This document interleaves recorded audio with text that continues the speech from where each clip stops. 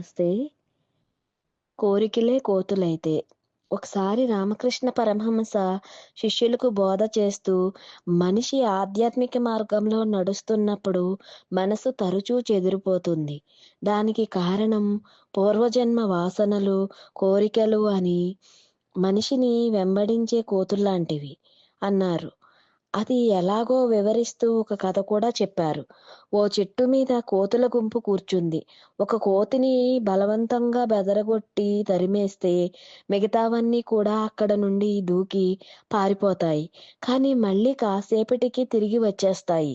అలాగే మన మనసు కూడా కోతులతో నిండిన చెట్టు లాంటిది.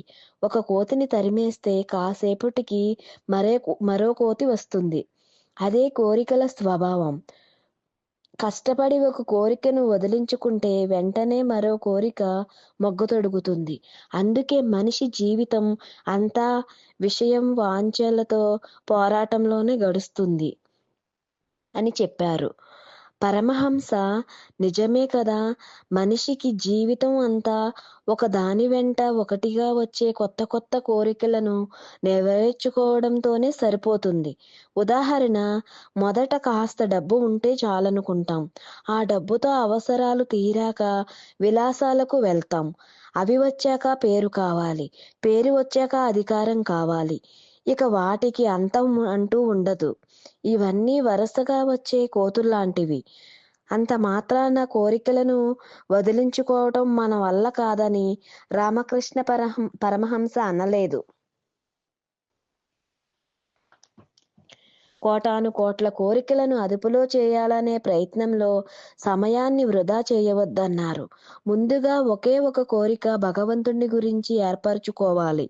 ఆ ధ్యాసలోకి ఎప్పుడైతే మనస్సు మల్లుతుందో అప్పుడు మిగతా కోరికలన్నీ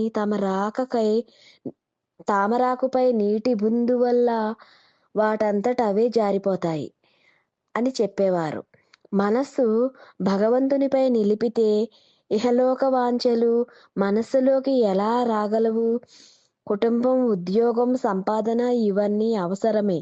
కానీ మనసంతా అవే నిండిపోకూడదు. ఒక నిశ్చల ఆధ్యాత్మిక కేంద్రం మనిషికి అవసరం. అది లేకపోతే కోతులు మనల్ని ఎప్పటికీ ప్రశాంతంగా ఉండనివ్వవు. రోజులో కొంత సమయం భగవన్నామ స్మరణ, ప్రార్థన, ధ్యానానికి కేటాయిస్తే మనస్సు ప్రశాంతమవుతుంది.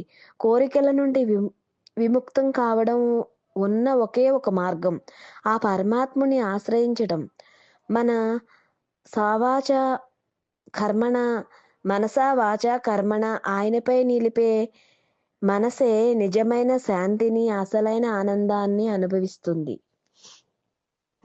శ్రీ పరంజ్యోతితో మైత్రి అనే ఛానల్ని సబ్స్క్రైబ్ చేసి, లైక్ చేసి, షేర్ చేయండి. ధన్యవాదాలు.